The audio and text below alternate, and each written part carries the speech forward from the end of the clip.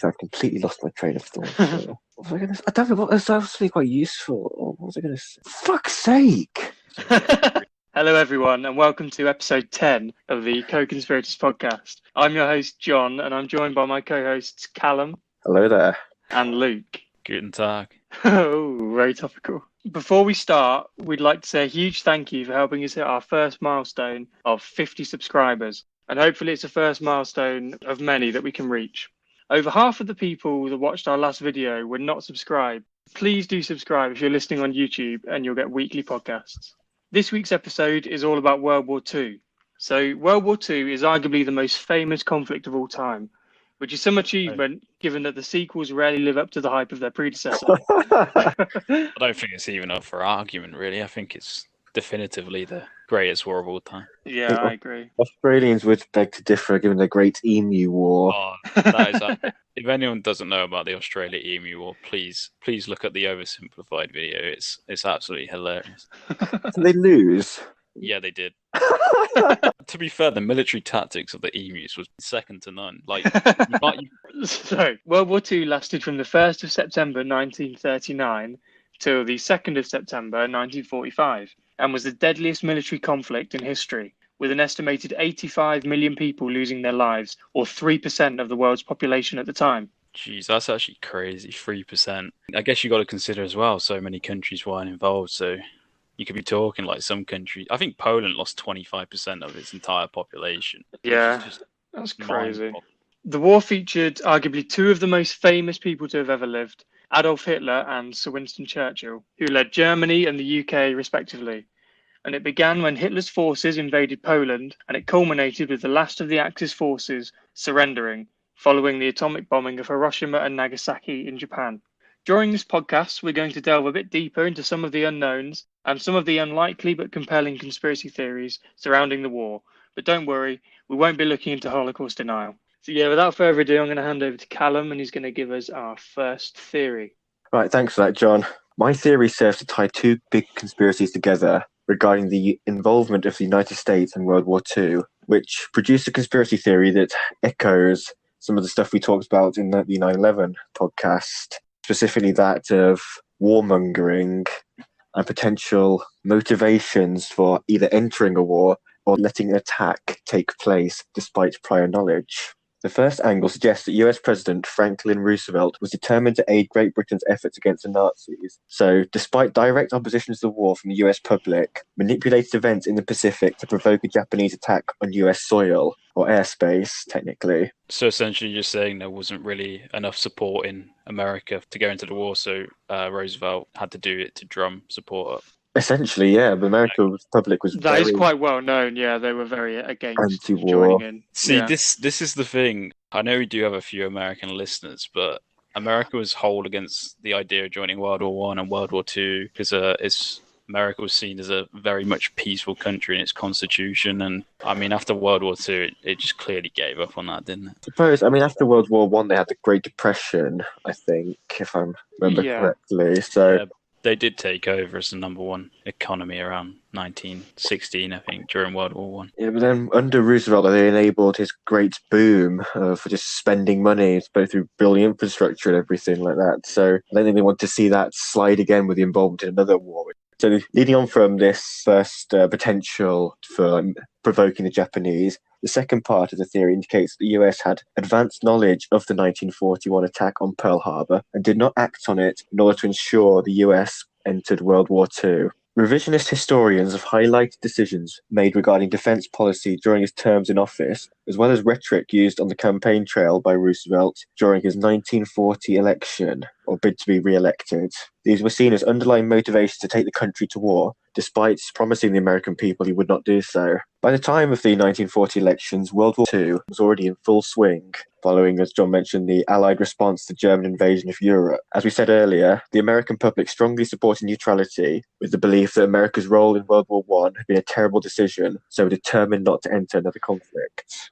I don't know if you're going to touch on this, but do you mention how the Japanese for America were going to get involved in the war? Because, Not too much. No, not very much details. If you want to go into it a bit more, feel free. I'll quickly mention it. People always mention Pearl Harbor as a huge shock. Like, people say it came totally out of the blue, but I mean, in the Japanese eyes, they believe that America were always going to enter the war, and so they wanted to get a step ahead. And that's why they destroyed the stationary fleet at Pearl Harbor. So, I mean, America would lose a lot of their ships before. Yeah, I actually don't really mention that at all. I'm just thinking it's purely from the American perspective. So it's quite interesting. I mean, I think I remember reading that a Japanese senior military official said that Pearl Harbor strike was the strike that, well, they won the battle, but they lost the war effectively by doing the Pearl Harbor attack.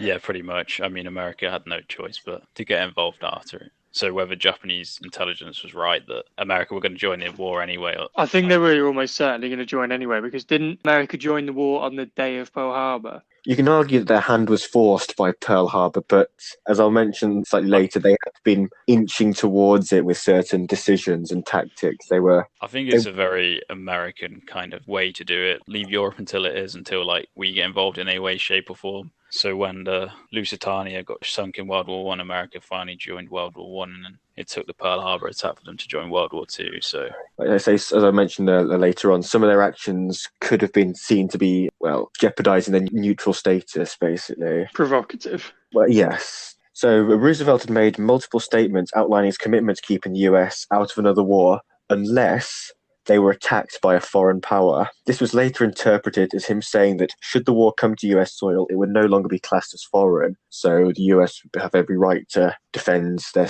country and to enter the fray. Makes sense. So at the time of his re-election, Roosevelt was well aware of public sentiment, yet determined to ensure that the Allied forces prevailed. This involved repealing several neutrality laws, which allowed the sales of arms to Allied forces, as well as convincing Congress to enact the first peacetime draft. These measures were all seen by the government as being strictly defensive, aimed at reinforcing their neutrality, but critics have highlighted these actions as being the first steps towards US involvement in the conflict. In fact, UK Prime Minister Sir Winston Churchill foresaw this, saying that America's agreement to loan warships to the Allies set in motion a process that, like the Mississippi, just keeps rolling along. I mean, it's very hard to claim neutrality when you're lending warships, isn't it? Yeah, these are these sort of measures I was alluding to earlier, just little things. They're not actually taking part in the conflict, but say like having a draft during peacetime almost signals, right, we're getting ready for something, we need some more soldiers. So despite congressional approval of these measures, especially the leasing of the US warships, rendering the US all but belligerent in the conflict, they were still not directly participating in the war. These boundaries would be stretched further following incidents of German submarine attacks on 2 US ships, which led to an undeclared naval war against Germany. But still, Roosevelt was hesitant to ask for a formal declaration. He believed that he could obtain a public consensus in favour of war only if the country were attacked by a foreign power, with theorists alleging that he engineered this consensus by provoking the Japanese into attacking Pearl Harbor. A key piece of evidence revered by critics of Roosevelt was the infamous McCollum memo, written on the 7th of October 1940 by Lieutenant Commander Arthur M. McCollum of the Office of Naval Intelligence. This document detailed 10 actions which had the potential to antagonize the Japanese. Specific measures included moving US warships into the Pacific, using Dutch and British bases and supplies in the Pacific, enacting a trade embargo with Japan, and also recommending that the US fleet was moved to Pearl Harbor.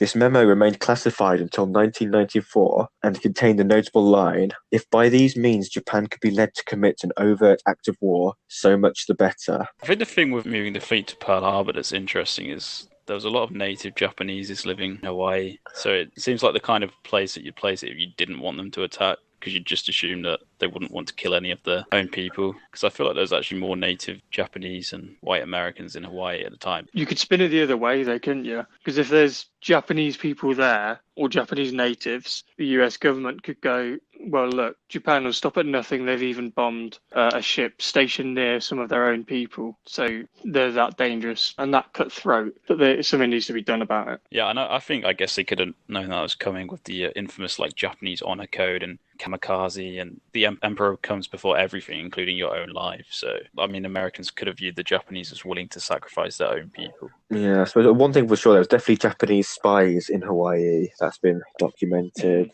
So this memo is believed to be one of the smoking guns regarding Roosevelt's involvement, but there's limited evidence to indicate that this memo ever made it as far as the president's office, which is sort of one of the running themes of much of the evidence I'm going to present as part of this conspiracy theory. It's all a case of, it's been suggested by theorists, but there's no official confirmations. As further evidence of Roosevelt's duplicity, theorists cite the fact that the administration failed to notify the military of decoded Japanese messages, indicating that an attack would take place on either the 6th or 7th of December. While conceding that Roosevelt engaged in deception and manipulation to advance his foreign policies, such claims have been rejected as reductionist and unconvincing, as they lack the grounding to show that Roosevelt intentionally provoked the Japanese or allowed the country to be surprised at Pearl Harbor. This leads nicely on to the second part of the theory, the argument that US government officials had advanced knowledge of an imminent Japanese attack, having intercepted Japanese diplomatic and military messages detailing such attack. I think one thing I remember seeing about Japanese-American relations that could link in with the provocation is, I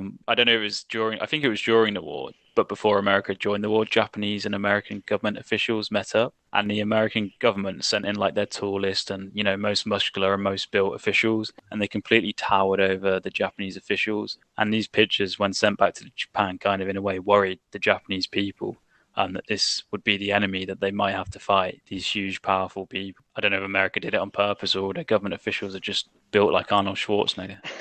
I don't know. You imagine that sort of thing would definitely anger, say, maybe like a Kim Jong-un type character who's quite insecure. Yeah. What effect does it have on the Japanese are now known as being very polite, very considerate? Yeah. At time as well, I think the Americans were very racist towards the Japanese and thought they were kind of stupid and could never cope or never catch up with like American technology and stuff like that, which obviously angered the Japanese as well. And at the same time, surprised the Americans that the Japanese churned out these insane warplanes and warships in such a short period of time. Yeah, so it's like the fleets that attacked Pearl Harbor, like the biggest Navy fleet ever assembled in the war. There's definitely tension between the two countries. So I think just sort of geographically, Americans are taller than Japanese people. I'm not sure they've given some promotions to people who can bench press the most or are the tallest. Just in with these meetings to maybe make them feel insecure. But it's a bit of a petty move. But I probably wouldn't put it past them. Just as, I guess, a subliminal threat. Yeah. But I suppose what can a 6'2" built American do against a kamikaze pilot who's willing to sacrifice his life for the emperor?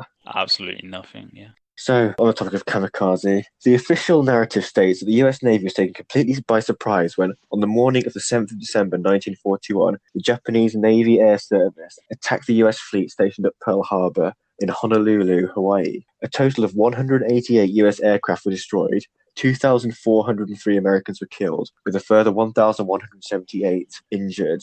Later that day, Japan announced a declaration of war on the United States. So in response, Congress declared war on Japan the following day. Then on December the 11th, Germany and Italy each declared war on the US, who responded with war declarations of their own. If the Axis had won the war, I think it would have been, obviously it wouldn't be interesting because of how horrendous it would be, but it was just intriguing to know what would have happened because there's no way the Germans fit in the Japanese ideal race, and there's obviously no way the Japanese fit within the Aryan super race ideology, so who'd have known what would have happened next? Yeah, plus there's some lines of thought who are basically critical of the Pearl Harbor official narrative that suggests that had Pearl Harbor not taken place, the Nazis and the Soviet Union would just have wiped themselves out, sort of bringing an end to the war that way, which would meant we wouldn't have seen the two nuclear bombs being dropped.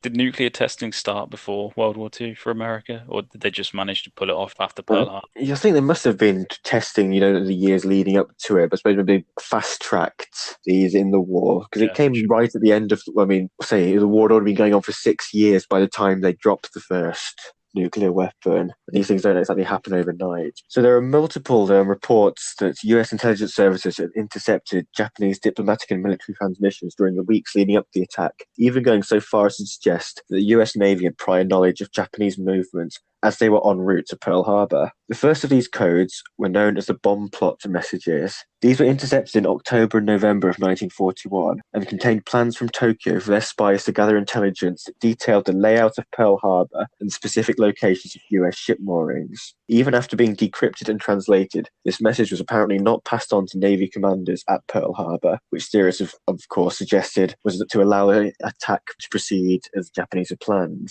Do you have what the actual decrypted code was? Because I remember it being quite obvious when I heard it myself. I mean, they'd mentioned before that they needed to refuel at a certain code word, and it happened to be Pearl Harbor. And then in a later message, they mentioned that they were going to, head towards that same code word. I don't actually have the specific codes for this. That's a different code to the one I'm mentioning here. Yeah, I mean, it wasn't quite like cracking a German code using Enigma. It was quite a simplified code, to be honest, for such a big monumental attack. Yeah, I've heard that as well. But I think some of the other codes that the US reportedly cracked were a lot more complicated and took a lot more work. I'll say for the Enigma one, it was a bit of a stroke of luck. I think 3 Polish people were able to build a replica of the Enigma machine that the Germans used, which was then sort of used by Turing and his team to properly start cracking the German messages. Didn't they find the instructions? That's probably oversimplifying it a bit. They got their hands on one, didn't they? I think they were able to build like a replica from some, readouts or blueprints or whatever it was. Yeah, they reverse engineered it rather than actually trying to crack the code. Yeah, because it was uncrackable. So the Americans weren't able to reverse engineer, so any codes they were cracking, they did have to do the long way.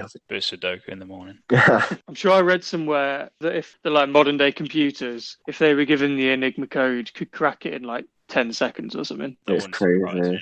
Yeah, it's mad. With these codes, though, there was nothing within these specific bomb plot messages that indicated any plans for attack. It was likely that these reports were just part of routine surveillance that all countries maintained during wartime. So they literally did just state the locations of ships and just the layout of Pearl Harbor from the air, I think. So there's no direct evidence that Roosevelt knew about these particular transmissions, despite reported assertions from his biographers that believed he was receiving intelligence summaries regarding Pearl Harbor, as well as reading the actual raw decryptions. So another Japanese code, which was dubbed Purple and used by the Foreign Office and only for diplomatic messages, was broken by army cryptographers in 1940. A 14-part message using this code, sent from Japan to its embassy in Washington, was decoded on the 6th and 7th of December. The message, which outlined Japanese intention to break off diplomatic relations with the United States, was to be delivered by the Japanese ambassador at 1 p.m. Washington time, which was dawn in the Pacific.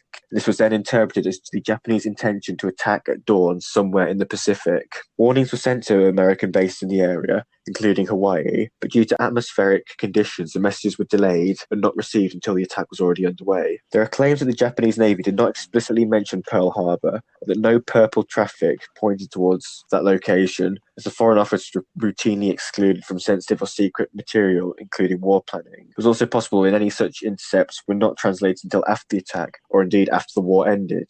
But in both instances, all traffic from these pre-attack intercepts had not been yet declassified and released to public domain, rendering any such claims indeterminate. I think I remember reading that the actual decryption that it was going to be Pearl Harbor was just done by a random guy. And I think we've mentioned this in previous episodes, but someone just listening to radio transmissions, and he just happened to hear one of the Japanese pilots' radio transmissions, which stated that they were heading towards Pearl Harbor. Same bombs away.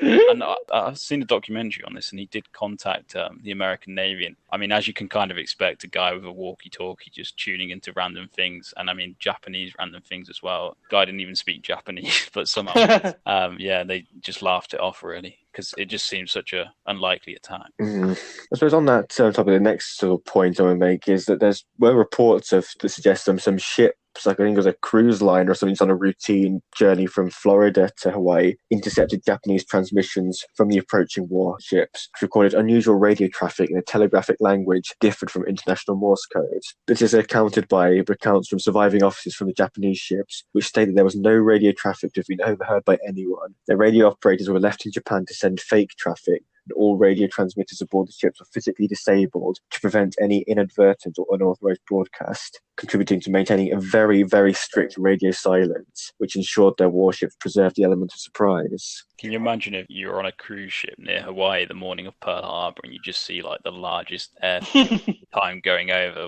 like bombers and, heading to the US Navy base? I think you'd be counting yourself lucky you're heading away. Oh, someone's heading away from America, that's where you think they'd be heading, but... Sipping your mojito on the deck, enjoying yourself, knowing that you're heading away. Yeah, so there were multiple reports that the Japanese were very strict with how they communicated using no radio transmissions. They just relied on sort of using spotlights and flag signals just to maintain that element of surprise. Another angle that suggests a prior knowledge of the attack or letting it go ahead was the fact that there were none of the 3 US Pacific Fleet aircraft carriers moored in Pearl Harbor when the attack came. Yeah, I think people say if Japan had managed to sink those 3 carriers, they would have almost definitely won the war. Yeah, those 3 carriers helped America hugely win the Battle of Midway. That's an interesting one because as a result of Pearl Harbor, US Navy tactics had to change drastically to actually rely on aircraft carriers. Before they saw the capital ships as being the destroyers and the warships, and aircraft carriers are actually kind of ironically seen as being expendable. But by seeing how effective they were deployed by the Japanese, able to just launch squadrons of planes from relative safety in the ocean, soon became, after Pearl Harbor, the most valuable part of the US Navy. So that's one such fact that sort of disproves this theory. And also the more tangible aspect is 2 of the carriers were actually on active operations at that time within the Pacific Fleet. So the Enterprise and Lexington were both on missions to deliver fighters to Wake and then Midway Islands, while the third, the Saratoga, was in routine refits at the Bremerton shipyard. So this is probably a lucky coincidence, you could say, for the US Navy that they had already scrambled these ships. These ships were already active. Maybe the one being out for president is a bit more of a smoking gun that's being very conspiracy heavy. I guess for a neutral country, though, you would say it's quite suspicious to have all 3 of the aircraft carriers in the Pearl Harbor base out and about. Yeah, I suppose especially these 2 ships were on missions to deliver fighters to their bases. But one of them, at the time of the attack, was actually heading back to harbour. The Enterprise, having been delayed by adverse weather, so it found itself about 200 miles west of Pearl Harbor. But this was again delayed. I'm not sure why. It was meant to be in port around 7 o'clock, but it never made it back for that time. Perhaps fortunately. Probably because it was 200 miles away. How long would that take in a boat? I suppose I think it was due back at 7. I think it was scheduled to be in a bit late. Not sure what time it was when it was 200 miles away, but that's just what the reports say. Got in at 7:01. Just pulls up as the first Japanese planes are striking, like, oh, what have we just sailed into? Turn around, reverse. I suppose you'd see it coming from up because you're moving quite slowly as an aircraft carrier. Given stories of Japanese punctuality, you wouldn't be surprised to hear if they'd managed to get a ship in for bang on the exact time they're saying, 200 miles away. So the Americans can learn something from them. Also, interestingly, the first shots of Pearl Harbor were actually fired by the US Navy, who happened upon a small Japanese submarine whose periscope was showing just above the surface of the waters outside Pearl Harbor. The American destroyer Ward was launched and sank a submarine at 6:37 a.m., just over an hour before the Japanese first struck from the air. I think these submarines were deployed by larger submarines, they call it midget subs, just a 2-person vessel. Is that PC these days? That's the technical term. But yeah, so they went over to Pearl Harbor just to wait on the surface, only to strike when they heard the planes and the cavalry arriving. I think one might have gotten which happened to be spotted by a US ship returning to port. So they got the destroyer involved. So the US could be described as the aggressor. At the very least, you would have thought it would put them on high alert, seeing that. But I suppose if you say they only had an hour to prepare, there's only a limited amount of stuff you can do in an hour. Yeah, exactly. In terms of defending yourself. Yeah, so as for being the aggressor, it's just coincidence. The entire Japanese Navy is minutes away from striking, just in time you just scuttle the sub. Turns out Pearl Harbor was reactive this whole time. Yeah, I mean, of course, it's also widely recognised. It's official that Pearl Harbor was a war crime because there was no official declaration of war. Because I think it was actually delayed. The Japanese couldn't send it in time before they actually arrived. Got lost in the post. Or something along those lines. There was something about how they had intended to send something to Washington. and indicate the end of diplomatic relations. Just say as the entire fleet is arriving on US doorstep. Don't say we didn't warn you. Can you imagine if they actually hadn't? It just got lost in the post. They're just like so surprised when they rocked up at Pearl Harbor and the Americans didn't bother. Like, Turns out they gave him like a month's notice.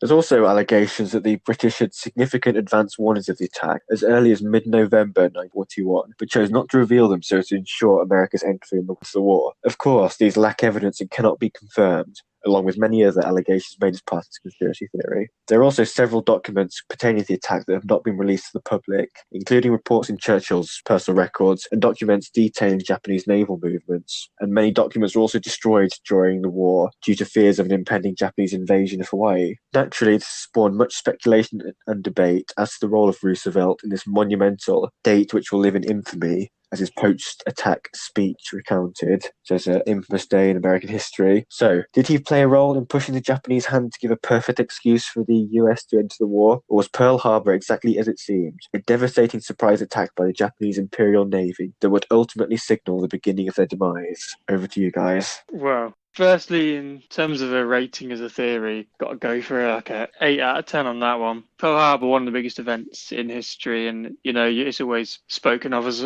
almost a complete surprise. So, and yeah, almost like unprovoked and all that kind of stuff. So yeah, for it to have been maybe known about and let to happen as some other big events may or may not have been, I think yeah, it's got to be an 8 out of 10 on that. In terms of believability, I think there's some really good stuff on it. I suppose the main thing is you do kind of think, how can they not have even had an inkling that they were going to get dragged into the war, especially by Japan, like you say, as Luke kind of touched on as well, that there'd been meetings during the war. Don't know specifically what they were about, but you could always assume America, especially after World War One, that they were always going to get dragged in at some point. And kind of as you mentioned, it doesn't surprise me that they were actively keeping an eye out, trying to crack codes, listening to comms, and that they had intercepted a message kind of giving a clue that it might happen, but they thought, well, this is our perfect excuse to get in, because obviously it's well known that FDR was probably quite keen to join the war, and you can kind of see why, just in terms of self-preservation, if nothing else, because they were always going to get dragged in eventually, or at least attacked, just caught in the crossfire sort of thing, especially with the ties to the UK. So yeah, with obviously public opinion being so heavily against joining the war,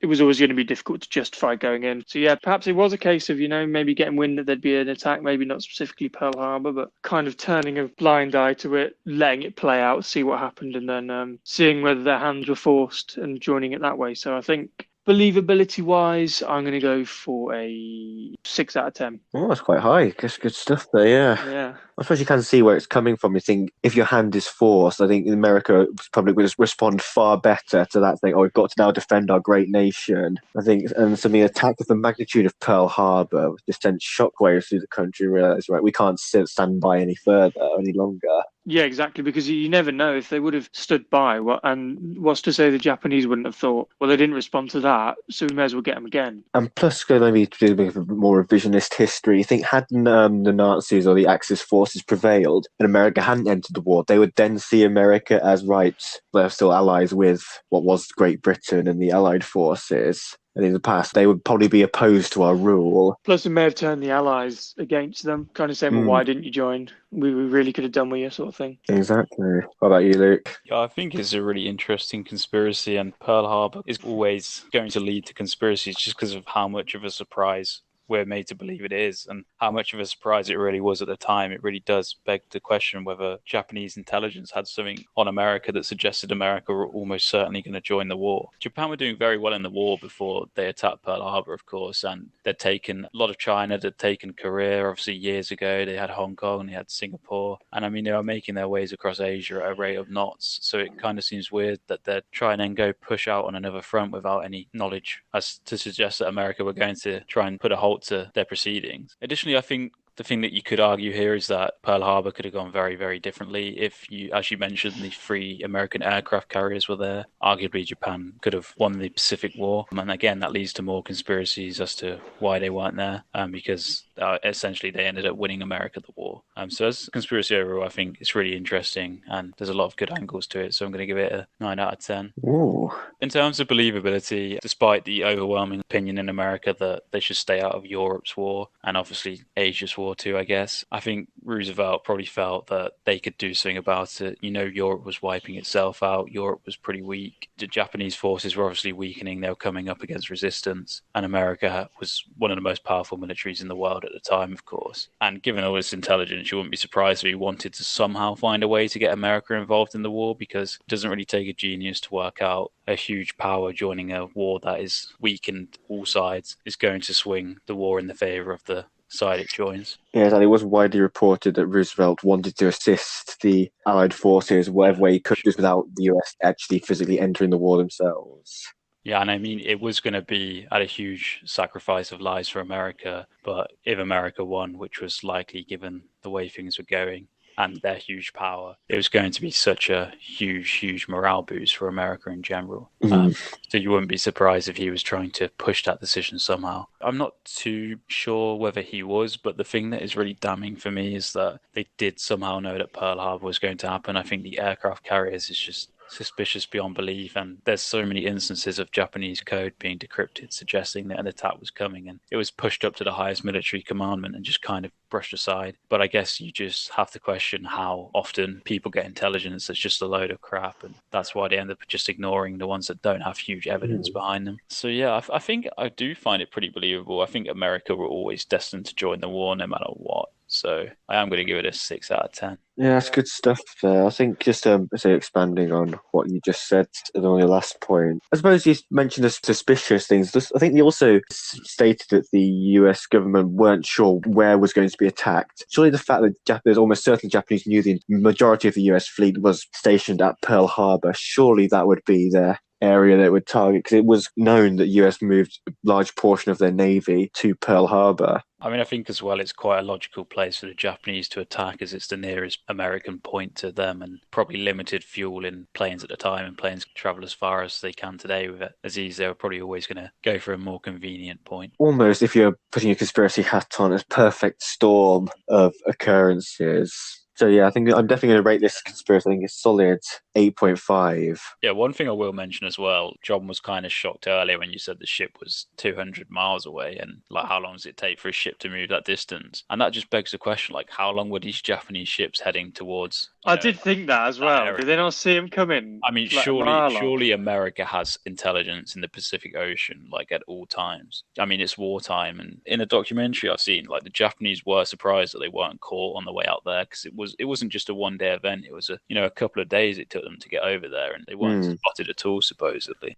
Yeah, I've heard that as well, how easy it almost was just to get to Pearl Harbor and attack without any resistance. Whilst Pearl Harbor was tactically genius, I think the Japanese themselves said there's a 50-50 chance they'd get spotted on the way there. And it does seem ludicrous that the American wouldn't have intelligence surveying that area. Yeah, surely you'd have sort of planes just doing how many tracking flights and UK military reportedly did during the war. You think the US would be doing the same things, just if they are even gearing up to potentially enter the war, they'd be monitoring, keeping tabs on Japan at least. Yeah. And I think as well what makes Pearl Harbor so special and the conspiracy even greater is the element of surprise, because with the technology we've got today, you're just never really going to be allowed that element of surprise again. Absolutely. I think for just those reasons we've mentioned, the ones I stated earlier, this one does get quite a high believability from me. Again, say 6 out of 10, because it's been well documented how keen Roosevelt was to join the war, to support his allies, and for the amount of intelligence they had at their disposal, which may or may not have been passed up through the command chain or been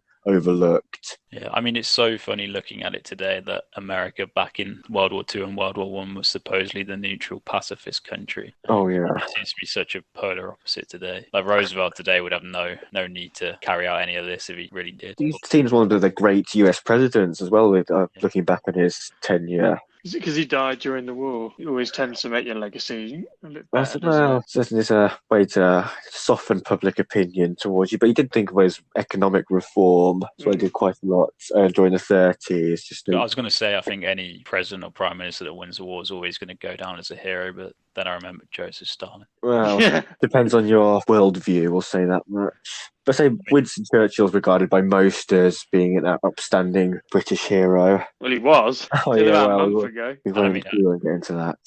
No. I'll throw it back to you, John. All right, so my theory revolves around Hitler still being alive, or more specifically that he did not die at the end of the war in 1945, as is the official narrative, because if he were alive today, he'd actually be 131 years old. The superior Aryan race he always wanted to cultivate in Germany, so maybe he has figured out the secret to immortality. Maybe he's currently 8 feet tall with blonde hair and blue eyes.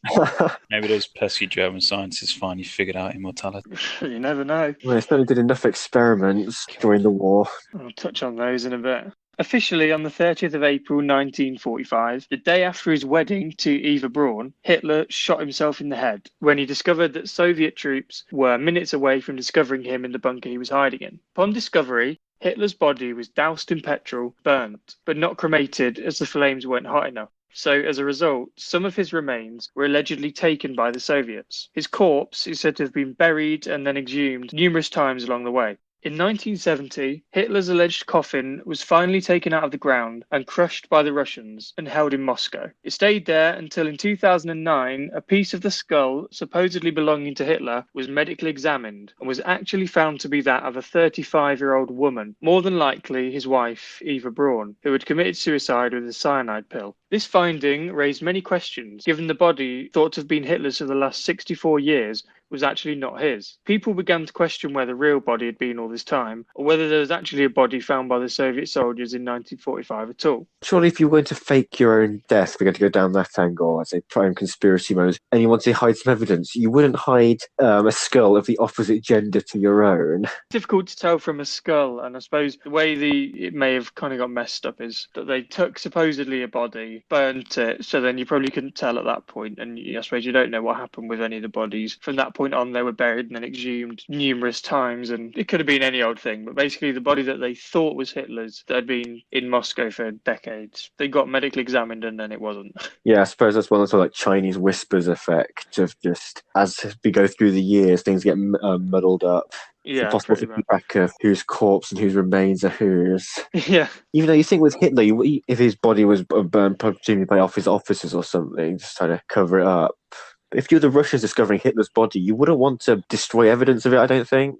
No, I agree, which I suppose I kind of come onto it later, but part of it is perhaps that it was actually just another male that they took as well as Eva, and then they kind of got mixed up or whatever. So, at the end of the war, following Hitler's reported death, Soviet leader Joseph Stalin told the then recently deceased President Franklin D. Roosevelt's close confidant, Harry Hopkins, that Hitler was still alive. Within days, Soviet Marshal Zhukov had also reversed course and said that the Fuhrer's body had not actually been found by the Soviet soldiers and that he may indeed have escaped. The Soviets' claims soon gained ground in Berlin and began to be reported in Allied newspapers too. Thus, in July 1945, British newspapers reported comments by a Russian officer that a charred body discovered by the Soviets was a very poor double and was categorically not Hitler's. Across the Atlantic, US newspapers ran quotes attributed to the Russian garrison commandant of Berlin that Hitler had gone into hiding somewhere in Europe, with the Spanish dictator General Francisco Franco fingered for potentially sheltering him.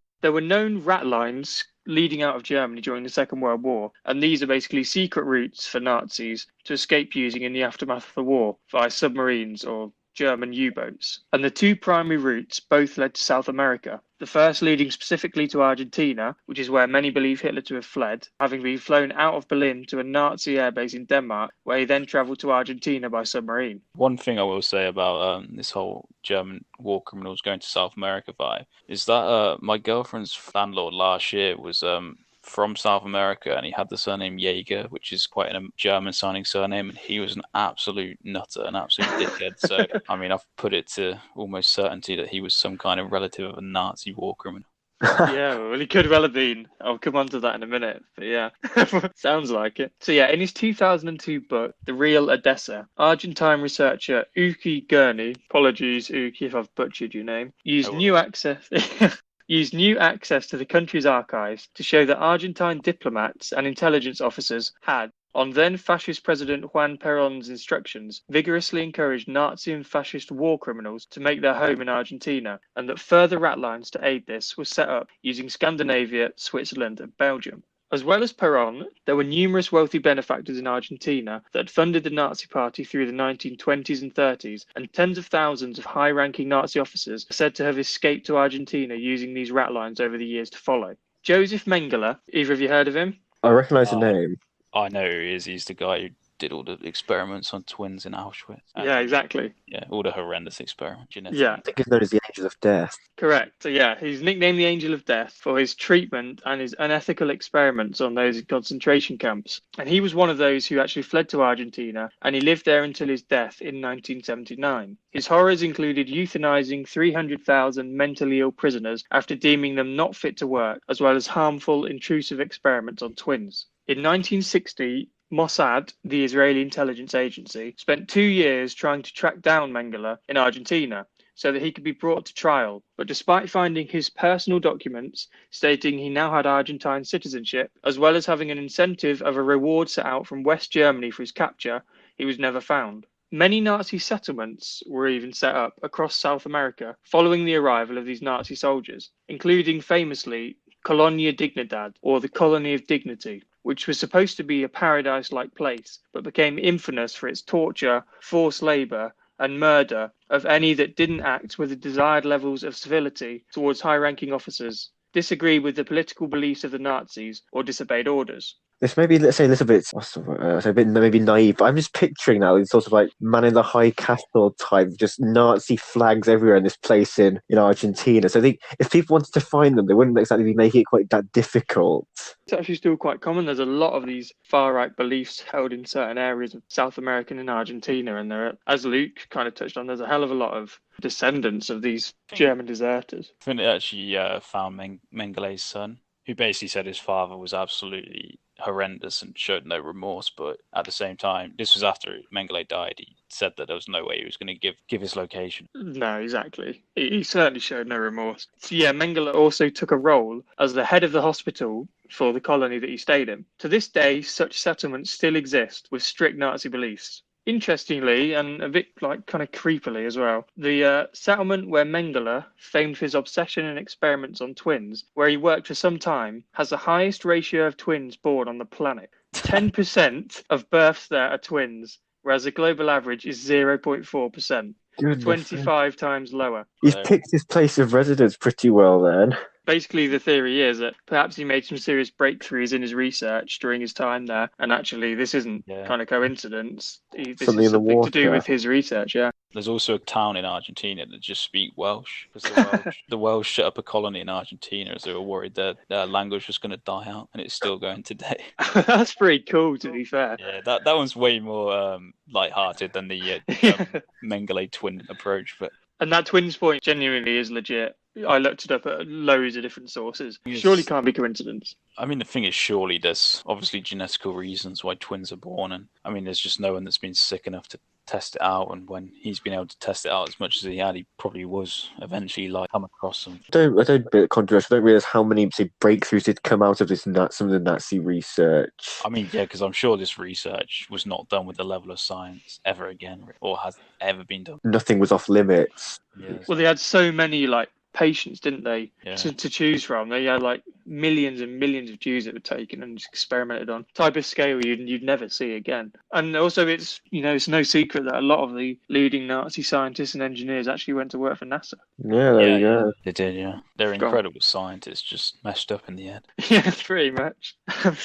So back to Hitler then. Declassified FBI files show that in 1955, 10 years after the end of World War II and Hitler's supposed death, the FBI ploughed millions of dollars into searching for Hitler. In 2014, over 700 FBI documents were declassified, revealing that the US government had undertaken an investigation in the late 1940s and 1950s as to the report of the possible escape of Adolf Hitler from Germany into Argentina. Now, these files were heavily redacted so as not to include too much sensitive detail, but it's made quite clear from them, it is listed out in literally black and white, that these claims were being investigated and millions of dollars were being poured into searching for him. So included in these 700 pages of documents are statements naming people and places involved in Hitler's alleged journey from Germany to South America, including mention of the rat lines that were already in existence. Additional CIA documents reported sightings and a photograph of a man alleged to be Hitler in 1954. Claim related to the photograph was made by a former German SS trooper named Philip Citroen, who stated that Hitler was still alive and that he left Colombia for Argentina around January 1955. Citroen claimed to know Hitler and that he had met him on numerous occasions in Argentina, and even provided a photograph of himself with Hitler dated 1954.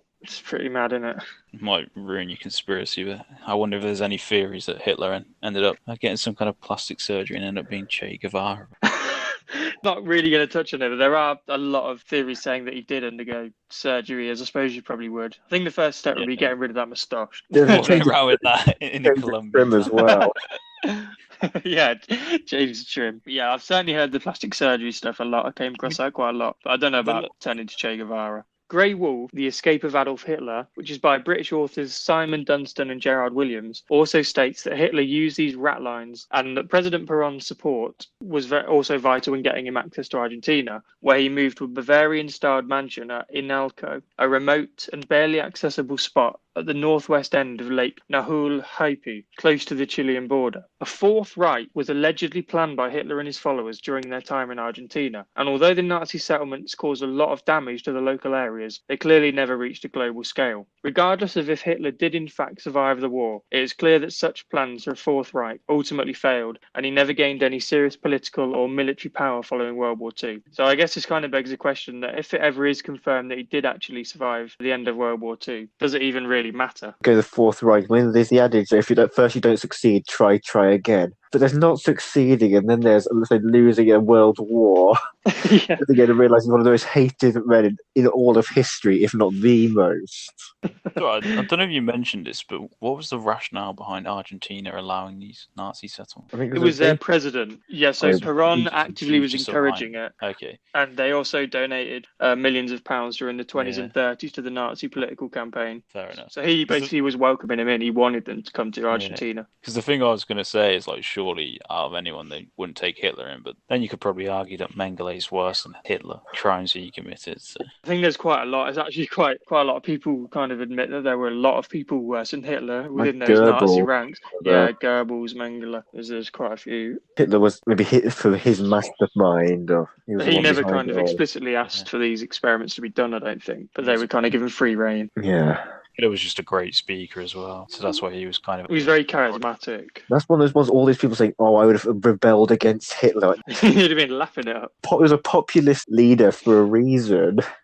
when you're fed so much propaganda as well, and you totally know what's going on. Okay, so to conclude, I guess I'm asking you to kind of rate the theory based on the fact that Hitler never actually committed suicide at the end of the Second World War, and that he used these rat lines to escape into South America, where he was then shielded by kind of Nazi sympathizers, as well as other escaped Nazi soldiers. And they kind of ran mini settlements and mini Nazi camps. They were actually quite horrible places as well, but obviously never reached any sort of global scale. And yeah, I think he died there. I don't know what of. But yeah, what do you reckon, guys? Without doubt, it's such a fantastic conspiracy that, Hitler was still alive and pulling some strings. And I mean, it's not even really up for debate, is it? That the other German scientists themselves were kind of all there, and given what they'd done in the past, these guys clearly have no remorse and no morals. You would not put it past them doing some more horrific things in these Nazi settlements. I mean, given how popular Hitler was and how so many other prominent Nazis managed to survive through these rat lines, you wouldn't be surprised if the Germans did absolutely everything to get the same done for Hitler. And I mean, the fact his body was never properly identified also puts this up for debate. Well, even come the end of the Second World War, there were still huge numbers of people in Germany who were pro-Nazi and pro-Hitler. Especially the soldiers would have, like you say, done everything they could to get him out and to follow his orders and go to Argentina if that's where they were being told to go. Yeah. All in all, I have to give this one a 9.5 out of 10. Oh, wow. I find it really interesting for sure. And I mean, I know there's things online with Nazi hunters who've gone to Argentina to try and find prominent Nazis, and a few of them have had success. In terms of believability, to be honest, it's actually really believable just because, I mean, obviously we know that these Nazis did end up in South America, and why not Hitler as well? It kind of gives me the creeps that somehow Hitler was still pulling some strings, and I wouldn't put it past him having some kind of influence over Maradona to do the hand of God to put England out the World Cup famously. Didn't Argentina actually throw a World Cup against Germany as well? Well, yeah, exactly. You never know. He could have had a hand That's in one for Football Conspiracies Part 2. that. Yeah, Hitler was pulling the string. Might have to save that one for Conspiracy. Yeah. I guess this one's something that I've never really thought of. It's something that I've always known, that there's been so many Nazis in South America. But yeah, I've never really looked into it, and I didn't know as such that Hitler's body had never been properly identified. And yeah, without doubt, there could be a very strong case for him of surviving and gotten out there, because so many obviously went undiscovered. Mengele himself obviously went undiscovered until he died. So when Mossad went looking, they found like his passport and stuff, and they found his citizenship documents that he had officially become an Argentine citizen, but they never found him. Yeah, I really leaning more towards the side that he did commit suicide with Eva Braun, but I'm actually going to give this one a 7 out of 10 for believability that Hitler did. Oh, brilliant. Calum, any advances on that? If you look at this through the context of any TV show or film, if there's no body, they're not dead. And it's quite inconclusive as to whether there was an actual body found, whether it was just someone else who was the unlucky intern or something, right? You're going to be Hitler's body, pop a bullet in him and set fire to him while we usher Hitler out through the rat lines. Then, of course, the whole mix-ups with Russia thinking they had Hitler's remains turn out to be Eva Braun's skull they found, but potentially Eva Braun's female skull. They know that much. Mm-hmm. And plus, you do think that given all of this information about far-right sympathy within Argentina and how they were almost actively encouraging officers and ranking officials to escape to their shores, why not Hitler as well? Well, the one thing that maybe slightly pulls it down for me, you say they were enacting their Nazi-style camps in Argentina. But it's not exactly hiding in plain sight, is it? You'd think the fact there were these known locations where ex-German officials were hanging out for some extended holiday in the I think, to be fair, the more prominent ones did go a bit more undercover than just... Yeah, these camps are still going on as well, but I suppose there's no real incentive to go over. Yes, they're far right, but it certainly doesn't justify some sort of invasion to go over and put a stop to them. So I suppose they were just kind of thinking, oh, we'll let them do what they want to do, blow off some steam. It's a great starting point, though, if you were to want to start looking for Hitler back when he first discovered them. Well, they did, though. I mean, you say that. They did investigate Argentina and the links to the FBI. They were quite openly far-right as well, and openly sending money over to the Nazi regime. But yeah, I suppose as the conspiracy theories go, it's one I've heard before, but never really thought to look into so much. So this has opened my eyes a bit, and it's, I guess, a 9 out of 10 for me. It's brilliant. Thank you very much.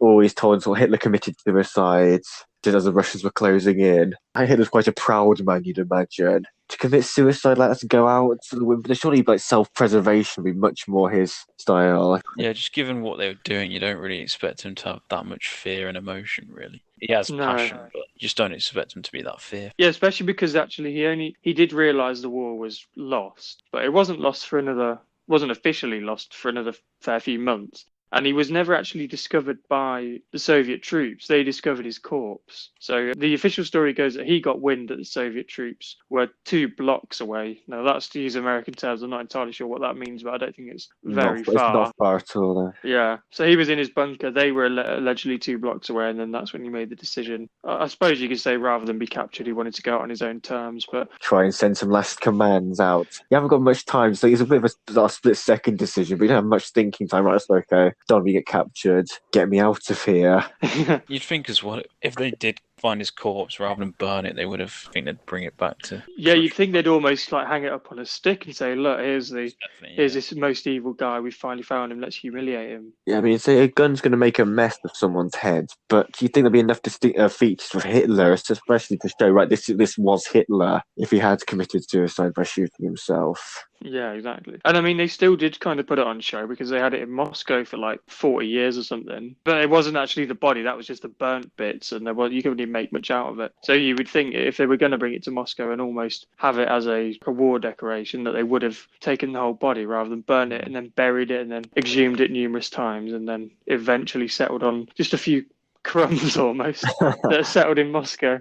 Yeah, so I suppose as believability goes, it does seem slightly far-fetched just how was dystopian. It seems the Nazis escaped. Just right, we're going to regroup, come back in a few years with the Fourth Reich. And these camps are still there. Like, there is still a big far right presence there. I don't know if they have any plans for global domination. God, can you imagine 2020, the end? The Nazis are back. Coronavirus vaccine comes out next day.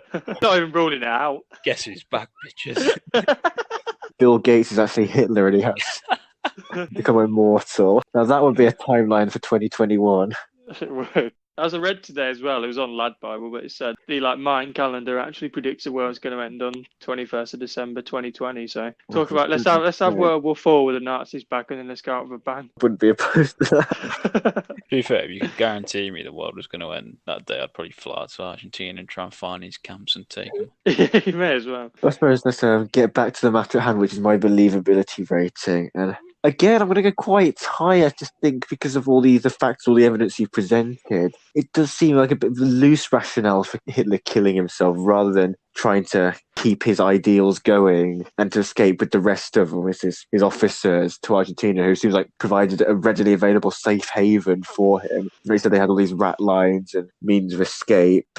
And there's no doubt Hitler would have had contingency plans, you think, especially as he was noticing the tide starting to turn against him. Let's say we always said that Germany trying to take Russia was one of the things that led to their demise, one of their biggest mistakes. So yeah, I think all in all, I'm going to go for a 6 out of 10 on the believability front. So I think it's more plausible than implausible. Yeah, I'll take that all day long. So yeah, I'll very quickly give my thoughts. Really enjoyed this conspiracy. I mean, it would be one of the biggest kind of media storms of all time if it was found out Hitler didn't actually die at the end of the war, even though he'd almost certainly be dead now. So yeah, I think overall as a conspiracy, I'm going to go with a 9 out of 10. And then in terms of believability, it was one of those where I went into it thinking, there's not going to be very much on this. And then I just found myself going deeper and deeper and getting quite convinced by the end. The fact that there are known rat lines and routes out of Germany to Argentina, the fact that the FBI have publicly spent millions of dollars in searching for Hitler, which is a bit of a smoking gun that there was at least thought to possibly be some truth in it by the FBI. Plenty of eyewitnesses saying that they've seen him in South America. People saying they've met him, although obviously you can't always take that at face value. Documents proving Mengele was there and he was a citizen of Argentina, and the fact that thousands came over with him, and obviously the far right side in South America. So I think all these come together for quite a compelling theory. So I think I'm going to join Luke and go for a 7 out of 10 for believability on that. Yeah, I suppose that's just the beauty of conspiracy theories. You might think something that sounds utterly ridiculous on face value, but as you do some more digging, you actually realise it's a well-researched, well-put-together theory. It can get you thinking, at the very least, there is more to this theory than what it may seem. It's just as you dig deeper and realise sometimes it's not always the case that the absolute truth is being pushed, and it can, just get really interesting when you start looking further and scratching below the surface. And then even if they're not true, at least they make a bloody good podcast. Exactly, yeah. So yeah, I suppose that concludes my theory, and I'll hand over to Luke for his.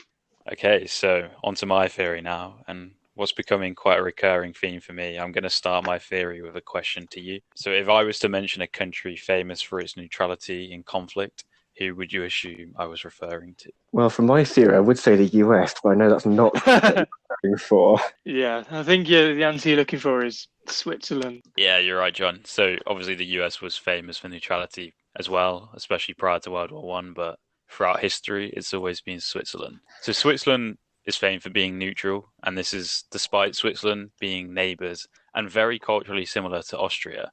The infamously evil Austria, starter of 2 world wars, is still far right today, and formerly ran an inbred-led empire that oppressed minority Slavic groups, amongst other. Switzerland, on the other hand, likes to keep itself out of external affairs, be it through 76% of the country voting not to join the EU in a 2001 referendum, or being impartial to North Korea's leader Kim Jong-un and letting him study there. I might also add that we did discuss Kim Jong-un a little bit more in his Swiss history in our episode 3 of the Co-Conspirators podcast. So.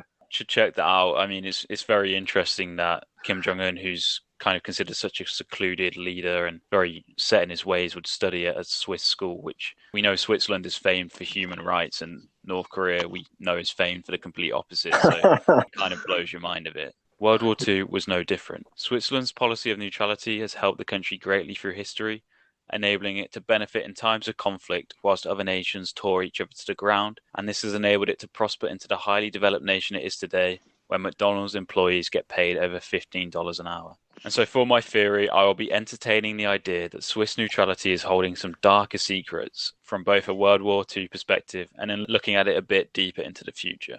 On paper, it might seem logical that Switzerland would stay neutral in World War II. Callum, you mentioned your geography isn't the best, but do you know which are the two main ethnic groups in Switzerland?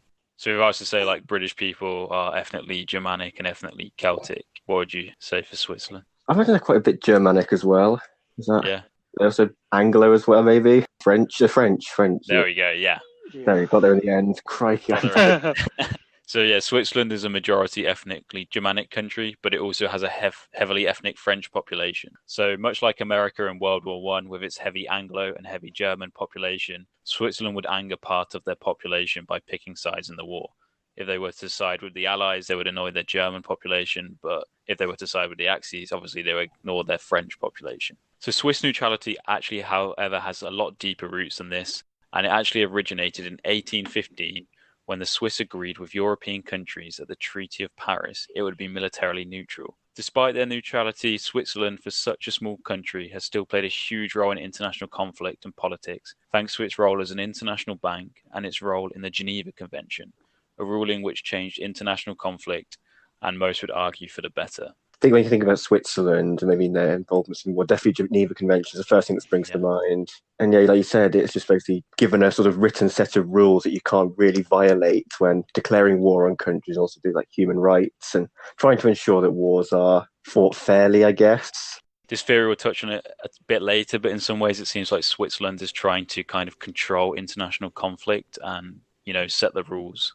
The one that's pushing the pieces around. Whilst pretending to be neutral, this theory would suggest. They've got some ulterior motives, I suppose, like world domination. So, as I said, Switzerland is neutral, but the first thing that really stands out about this is that despite this, they are renowned for having one of the world's most efficient and innovative militaries. I mean, everyone's heard of the Swiss Army knife. Swiss military innovations are really incredible and high-tech, and military service is still compulsory in Switzerland as well today. And hence the majority of Swiss men are militarily able and trained. Interestingly as well, on this kind of line, one of the greatest athletes of all time, Roger Federer, because of his back problems, was deemed too unfit for Swiss military service. Despite having won countless Grand Slams. Yeah, I mean, this was actually when he was still a young player, so I think he'd only just played like one semi-major tournament when this happened. Obviously, his back wasn't too bad to go on and win 20 tennis Grand Slams, but it got him out of his military service. I'd assume he's doctor, I think. Yeah, I'd assume they do make some exceptions for huge stars. South Korea didn't with Hyung-Min Son. Exactly. Yeah, so don't know how you guys feel about this, but it doesn't sit well with me that Switzerland maintains such a large military presence considering it's neutral. I suppose you could argue it's maybe trying to protect its national interest in the very unlikely event that someone does decide to invade. Yeah, the reasons that Switzerland actually give for maintaining the military service is defence and peacekeeping. So I guess that again goes down the human rights Geneva Convention line. Is that not why everybody has a military though? Defence. Well, yeah, exactly. That's a good point, to be fair. I suppose it might seem, maybe, like I say, in today's climate, so when you think in modern times, there's less chance a country's going to invade, like let's say in the medieval times when countries were gallivanting off across the seas with their armies trying to conquer whatever got in their way. I think as well for a country that is so pro-peace and obviously neutral, even despite this, was able to mobilise 850,000 readily trained troops in a short time frame in an act of defence. And this is actually only 200,000 fewer men than the British military was able to mobilise in the entirety of 1939 at the start of World War II. For a bit of perspective, Switzerland's population is 1/8 of the United Kingdom. So that really goes to show like they do have the military presence there and it's ready to go if ever needed. Did these see any active duty, or was it just a case they were mobilised just in case? No, they didn't see any active duty. It was just mobilised in case. Yeah, it really begs the question why Switzerland needs to have such an active military, considering it never gets involved in conflict. It seems kind of crazy to have it just in the case of defence. And this has obviously led many to believe that there are some darker secrets being hidden and guarded by the Swiss, and that's why they need to maintain such a heavy military presence. And people believe these secrets link back to World War II, as almost incredibly, Despite being surrounded on all borders by Axis territory, literally a huge radius around Switzerland was all Nazi occupied. Yet Switzerland was never invaded. And I'd urge you to look at a map of Axis territory during World War II, because it's literally just all covered apart from like one small area, and that's Switzerland. Because I think maybe even if you declare neutrality, it's just in writing. There's nothing to stop, say, Germany from invading if Exactly. it felt. Yeah, and I mean, there were many other countries that pled neutrality, including Denmark, for example, and also Latvia. Close to your heart. Very close to my heart indeed. And so, as Calum mentioned, neutrality was just in writing, and it's quite surprising that it would be followed. Probably even more surprising when you kind of look at it in context. So I mentioned Swiss neutrality was agreed in 1815 by a number of European countries during the Treaty of Paris. And in 1815, it was agreed by Prussia, which obviously includes modern-day Germany. But Hitler was hardly a man of his word, and he broke many famous treaties, none more famous than the Treaty of Versailles. Is Adolf Hitler really going to uphold a 125-year-old agreement made by a German state that no longer existed? Seems pretty unlikely to me, and we all know Hitler's idea of Lebensraum, or living room in English, which revolved around expanding Germany and creating more space for the Germanic people. Switzerland borders Germany and is home to 65% Germanic people, so was undoubtedly part of Hitler's plan. However, he never invaded Switzerland. Now, could this be because the Swiss weren't so neutral and secretly had an agreement with Hitler? And were they doing everything in their power to help him and the Nazis win? Well, I suppose I think you're talking about breaking the treaties. I think an act of war is essentially just going to break most treaties that have been established. So you're going to be committed to a war. You're not going to, as you said, you're not going to be particularly fussed about a treaty signed 100 years ago. Yeah, and I think as well, so the most famous part of the Geneva Convention was written in 1949, but I think the original Geneva Convention was in the 1800s. And I mean, this was massively broken in World War II. So I don't really doubt that Hitler would happily break a treaty from 1855 about Swiss neutrality to get what he wanted for the German people. And also, is there any evidence that maybe the Swiss are feeding the Germans maybe some of these 850,000 mobilized soldiers? So there is evidence, which I'm going to touch on now, doesn't include any soldiers. And I think the main reason for this is Switzerland kind of wanted to do it under the scenes, and sending its own troops would be too obvious. And I mean, they didn't really have the majority support of the Swiss people to help the Nazis, so everything kind of had to be done under radar. And yeah, people do believe that the Swiss were the technological innovators and for the Nazis during World War II. What would you say Switzerland is most famous for? Cheese. Cheese is definitely one of them. Cowbells as well. Are you going to say the Swiss Army knife again? I mean, no, it's not really linked to. It's not linked to the military. Backpacks. Come on, you guys are letting me down here. Come on. I don't know. Jordan Shaqiri? Right, I'm just gonna have to give you the answer, I guess. We're going to kick ourselves, aren't we? So the Swiss banking system. Oh, for good. I didn't. Oh, right, okay. I didn't really think of that. I was thinking of tangibles. So was I. Yeah, no, that's fair enough. And I think for a bit of context, just to how big the Swiss banking system actually is, Swiss banks hold 6.5 trillion US dollars in assets. That's 25% of all global cross-border assets. That's a quarter of the money that is going across border in the world. It's ridiculous how big it is. Swiss banks are so popular that they have negative interest rates, and that means that you actually have to pay to store your money in a Swiss account. Do you guys know why people would still do this? Why they'd still store their money in a Swiss account? It's a really high security. Exactly, yeah. They offer secrecy and privacy, and it's very, very secure. So it's quite untraceable. So many shady dealings are stored in Swiss banks as it's legal to do so. And usually due to the secrecy policy of the Swiss financial law, no questions are asked about kind of where the money came from. Oh, right, I see. So, I especially do think how expensive funding a war is. Yeah, so just the same applied in World War II, and the Nazi Party had many financial dealings with Switzerland.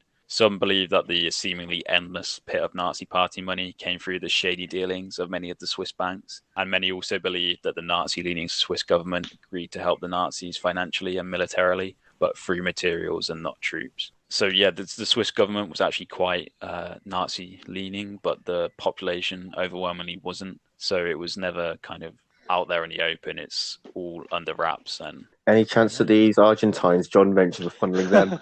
So you joke about that, but I've actually got a point on the Argentines later that links back to John's theory quite nicely. Ooh.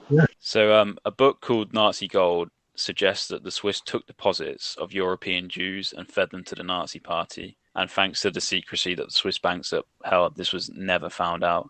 and could never be found out later in history.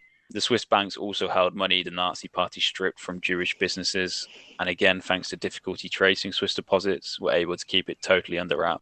What's actually quite ironic is due to the privacy that Swiss banks uphold, and due to the rise of anti-Semitism in Europe in the 1930s, many Jews actually stored money in Swiss banks so that it could stay private and it wasn't taken away from them. But little did they know, according to this theory, it would be the Swiss banks that actually took these deposits from the Jews and fed it to the Nazis so they could just have more and more money. Can't really complain if you have money if your money is secretly stored away. You don't want people to find out about it. If you want to kick a big fuss, you're just giving away your secrets. Yeah, and I think this is the reason why Swiss banks have never really been properly looked into, because, I mean, a lot of shady things go through them and a lot of powerful people probably don't really want Swiss banks being looked into. Might find more than you've bargained for. Yeah.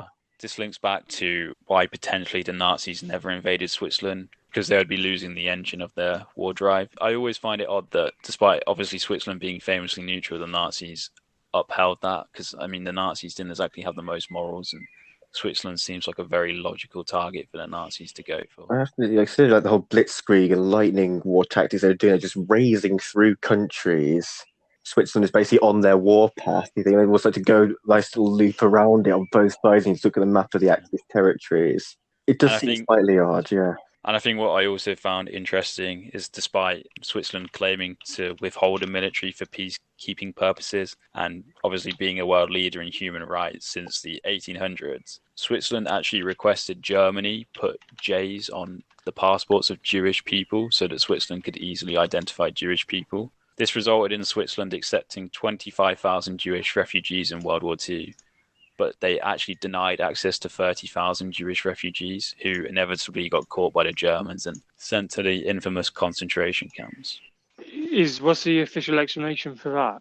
There is no official explanation. Is it just they wanted to stay neutral because if they were taking Jews in, they would be seen as taking the side of the Allies? Yeah, exactly. And You said they took some in, though.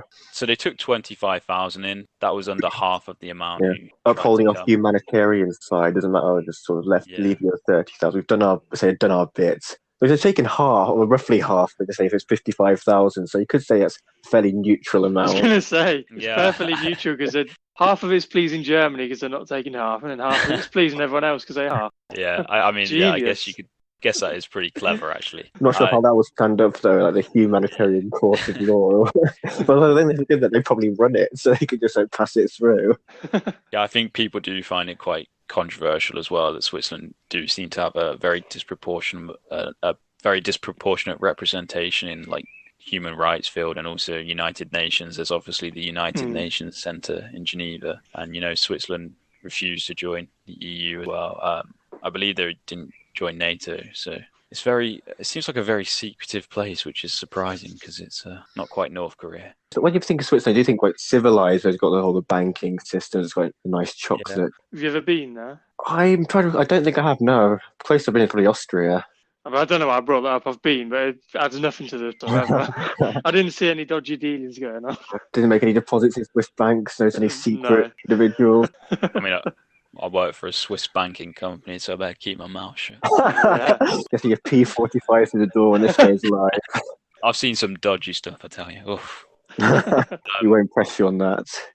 So as I mentioned, they did actually accept 25,000 Jewish refugees. And for a bit of context for you, in comparison, the UK took 70,000 Jewish refugees. And a country with probably the most debatable human rights policies in the world, China, took 30,000 in Shanghai. Well, that is surprising, especially the Jewish people going as far as Shanghai. Yeah, I know. Yeah, I mean, there's actually some very, very interesting stories about the Jews in Shanghai.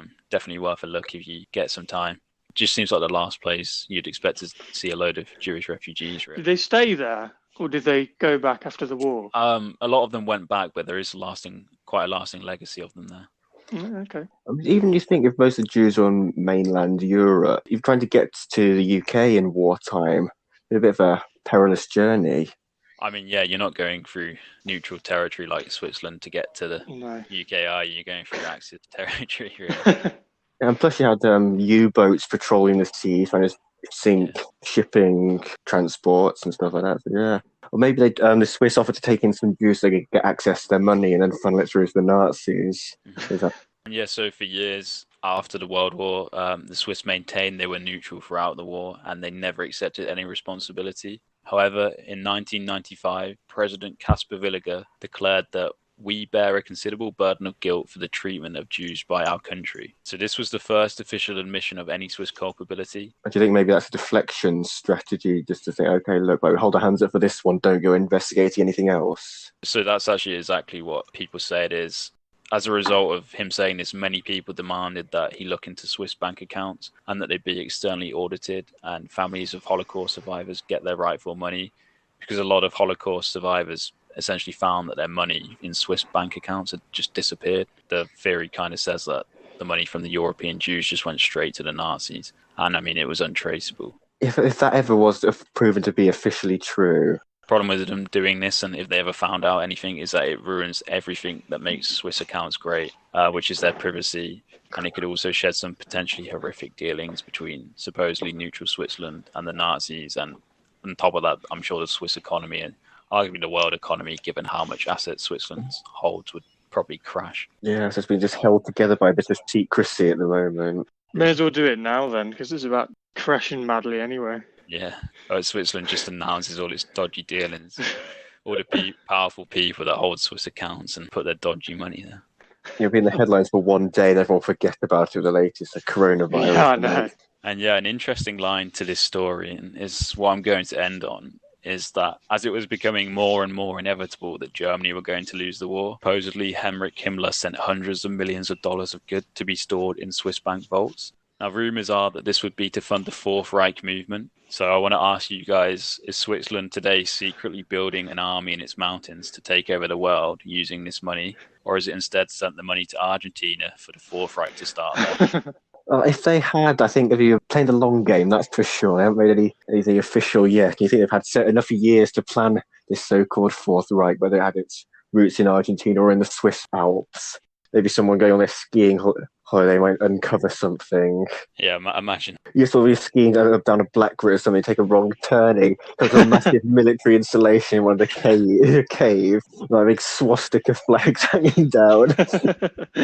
I think it's definitely an interesting thought, just the fact that they claim to be neutral but maintain such a large military and the secrecy of Swiss banks themselves. I'm surprised there's not really more conspiracies out there regarding the Swiss kind of banking sector. And plus how much they push banking and also their neutrality as part of the Swiss identity. And they also push human rights so much and actually have quite a disproportionate amount of power in the world considering their size. It's a country of 8 million. That's tiny. Yeah, so do you guys want to give me some ratings on how you feel about this theory? Yeah, sure. I think this is a really interesting one. Let's open my eyes a little bit again. I say, obviously, I thought Switzerland was holier than thou. They always like to remind you of their neutrality and their excellent banking system. Had no inkling of there'd be any dodgy dealings going on behind the scenes. So, cherry on the top of the cake could be like they're potentially funding a Fourth Reich with this. Because I thought the Nazis were supposed to be rather bankrupt towards the end of the war. So if they're now they were able to send millions of. Well, they were bankrupt because. To Switzerland before it got taken by the Soviets. Deutschmarks or whatever, sending those over to the Swiss banks to be stored for a rainy day, or it's funneled over to Argentina or in the Swiss mountains. Then you do think how big and powerful their military is for the size of the country, like having mandatory military service. And also such a peaceful country as well. Yes, I think if they've got such a powerful army, they might be plotting something. If you really want to get your conspiracy hats on, you're moving the pieces very slowly and just letting other countries which fight things out, and then they make their moves for potential global domination. Who knows? Maybe they're waiting for something like coronavirus when the world's weakened. Maybe the Swiss are going to start their attack any day now. I'll be looking out for it. I'll get my Swiss Army knife at the ready. Fight fire with fire. But overall, I'm going to give this conspiracy thing 8.5 out of 10. I really enjoyed hearing about it. I suppose as believability as well, it's like you did raise quite a few compelling points when you consider the wider picture of what was going on at the time. I think perhaps one of the most telling ones is, yes, you've got your neutrality statement, which you maintained for hundreds of years by the time of World War II. But for the rate the Axis was taking over mainland Europe, their war path towards, I think, France and the So I think that's probably a final destination before they try to go over to Great Britain. And to see this nice little patch of land being Switzerland being completely ignored almost. They've just gone taken, you think of the war, take the path of least resistance to try to make a beeline through. You have to go a little detour around Switzerland, despite being a small country. Probably power of the German army could have taken them with, I'd say, on relative ease, given had quite a strong military presence. But that is quite telling. It must have, because I don't think Hitler was going to be respecting any treaties of neutrality, especially when you mentioned, say, Denmark and Latvia were taken over. Oh, definitely not. So unless, those make you think he had some arrangements going on. You mentioned there's a right-wing government at the time. Yeah, I guess it's whether it was some kind of arrangement or whether the Germans were just scared of the Swiss because, I don't know, maybe they're a secret moon army or something. I'm quite inclined to believe this one. I'm going to go for a 6.5 all in all, because when you find point, I suppose the banking system as well and how secretive it is, it's not beyond the realms of possibility that they treated Jews poorly. Maybe didn't actually directly say they flogged all their assets to the Germans, but might have been implied. I think when anything's secretive, there's always going to be some kind of doubt in your mind, and because the Swiss banking system is so secretive, I mean, it just makes you think there's got to be definitely some dodgy stuff happening. Oh, absolutely. Thanks for that, Calum. How are you feeling on it, John? Yeah, I really enjoyed it. I think one of the good things about theories like this is it's not a very well-known one, so it's a bit more out there, and I suppose it makes you think a little bit more, because I'd never really come across this theory. I know, obviously, that Swiss banks are very famous for how desirable they are and how it's kind of a no questions asked policy, but I never, I suppose, thought any further than that of the implications of it. I like the idea of the Swiss kind of thinking, well, we won't get involved in the war in terms of our military, but we'll kind of secretly fund who we want to win, because that way it's a win-win. If Germany win, then we can come out and publicly support them, and then if they don't, we can just say, well, we were neutral the whole time. So yeah, I think it's really compelling. For an overall conspiracy, I'm going to give it an 8 out of 10. And the believability, I think there were some really good points. I think it maybe comes down a notch when you start saying that they're funding a Fourth Reich, especially in Argentina. But I think I'll go 5.5 on believability overall. Yeah, thanks for that. And I did really enjoy researching this theory. There was a lot more on it than I ever believed I'd find.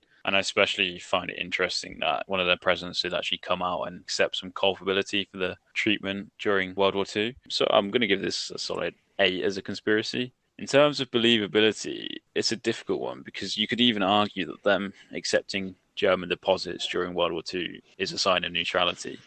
They didn't discriminate against them because they were Nazis. They just accepted anyone and everyone. I do definitely find it odd that Germany just never invaded Switzerland, but invaded everywhere else, because aside from Austria, you'd probably argue that Switzerland was the next most desirable destination, just because of its proximity to Germany and having so many ethnically German people already. One more thing I will say about this is that there is actually a group of people still fighting for money of the Holocaust survivors, and they're still kind of asking for anything to be done in terms of auditing the Swiss bank accounts and kind of having a look back to the 1940s when this was ongoing. So if anything like that was to ever get more sway, it would be interesting to see. There was actually a US senator in the 90s who tried to get more done on this, but nothing ever got done. So in terms of believability, I think I'm going to give it a 5. It's not totally believable that the Swiss were totally driving the Nazis, but I do have some beliefs that they were playing some kind of part, whether it's just, holding money for them or what. So yeah, it was definitely an interesting one. And yeah, I enjoyed researching it. So back to you, John, I believe, for our game of conspiracy. Yeah, thank you very much. So what we're going to do now to end the podcast is a game called Conspiracy. Every week the host has to look up 3 conspiracy theories related to the topic chosen for the podcast for that week. So obviously this week is World War II. What the other 2 co-hosts have to do is they have to guess which 2 conspiracies are ones I found online. So they're almost certainly not true, but they're at least were found online and somebody somewhere believes them. And then the third one I've just made up. And the other 2 hosts have to work out which one I've made up. And there's been some mixed results. The bar has gone up considerably, I think, in the last few weeks. It's been a lot more difficult for the other hosts to work out which is which. So hopefully that can continue this week, but we'll find out. Right, let's get straight into it. So theory number 1. Then Prime Minister Neville Chamberlain was murdered on Winston Churchill's orders in 1940. Number 2.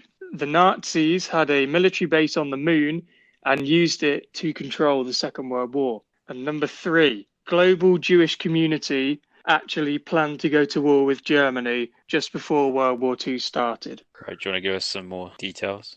They're definitely all very interesting in some way, I guess. All very likely to be conspiracies out there. So you're going to say very likely to be true then?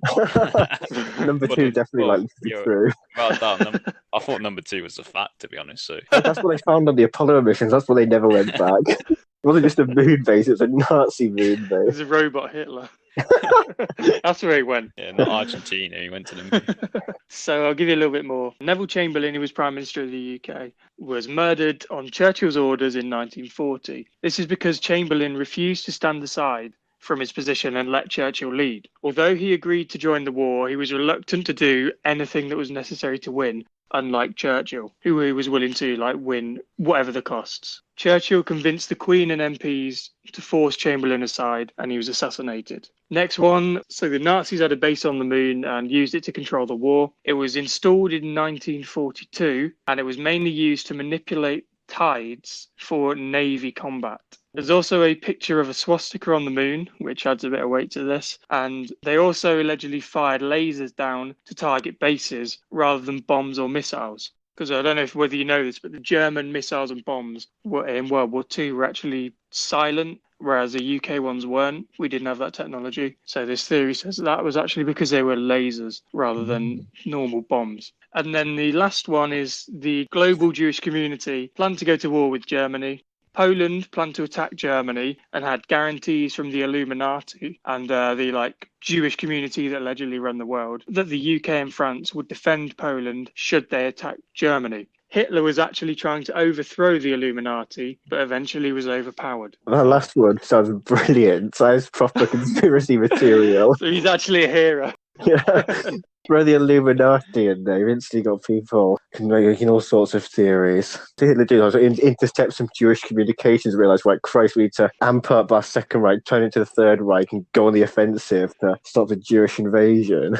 Yeah, pretty much. His theory just reckons he was trying to overthrow the Illuminati and for the good of Germany and the world. I think starting on the first one, personally, I do find it quite likely. Obviously, we all know Winston Churchill was a very aggressive man and very keen to use all the forces at Britain's disposal to stop Germany. And with Neville Chamberlain, the British response had been relatively weak, just a small British expeditionary force sent to France. And then obviously Germany took France with such ease, and it was quite embarrassing. France practically laid down. I mean, in Paris, Yeah. they didn't want to fight. They didn't want to destroy their beautiful city. It angered a lot of people in Britain that Europe was just allowed to be taken so easily, because I think many people in Britain thought that Britain was on a level with Germany, and there's no reason that Britain shouldn't be able to take Germany on its own. So the fact that Neville Chamberlain wasn't using what was at his disposal angered a lot of people, and I think a lot of people wanted him out and wanted Churchill in. And Churchill, what we know about him, he does seem like the kind of man who would do anything, the UK, and anything to stop the Nazis. So you wouldn't put it past him to murder Neville Chamberlain. It's just I'm wondering, John, did they get a paid actor in to play Neville Chamberlain after, like Avril Lavigne? No, he died in 1940. Oh, did he actually? So, I didn't know that. Oh. Yeah. They reckon he was murdered so Churchill could So how long did he die? become Prime Minister. Wait, I didn't realise he died and Churchill took over. I thought Churchill took over because he left. That is what I always thought, but then seem to remember. Well, he died in 1940 of I bowel didn't know he cancer, died apparently. that early. That's Yeah. quite damn. When I found that out, I kind of put two and two together that maybe that's why Churchill came in. But I did always think it was the other way around, that he was voted out, kind of thing. Yeah. I mean, how would you fake a murder to disguise its bowel cancer? I don't know. Probably quite unknown at the time, to be honest. So you could just say what you wanted. Yeah. Talking 80 years ago, aren't we? So. Yeah. I'm not saying that Churchill himself carried out the murder. It was arranged by Churchill. No, it was arranged. Oh, right, okay. Yeah, for British Bulldog spirit and all that, I don't think he'd quite go to cold murder by his own hand. I think the Nazi moon base one, it's a bit bait because of what the topic was last week. But it is certainly interesting, and people believe kind of anything, any conspiracy about the Nazis, so you wouldn't put it past someone to make this. It's just one of those ones that's always too ludicrous not to be made of, like a big red herring type thing. But it's something I really want to believe, because I would love to find out that was the case. I do remember reading something when I was researching moon theories last week about Nazis on the moon, but didn't realise it's quite as deep as them controlling the tides using the moon. Don't know the technology behind it. So this basically renders the whole space race moot, though, because Germany had already won 20 Yeah. years before. Comfortably as well. Germany won 20 years before. They were supposedly lassoing the moon around the Earth so they could sort out the tide. Yeah, you never know. Germany had some top scientists and a lot of money thanks to the Swiss. Who knows what they were capable of? Yeah, there you go. They were quite pioneering in their rocket programs as well. The V1, the V2 rocket missiles were supposedly ahead of their time. Yeah. They got the jet engine first as well, I seem to recall. Yeah, I think so. They could hit London from Berlin, whereas we were nowhere near being able to do that. Crazy to think.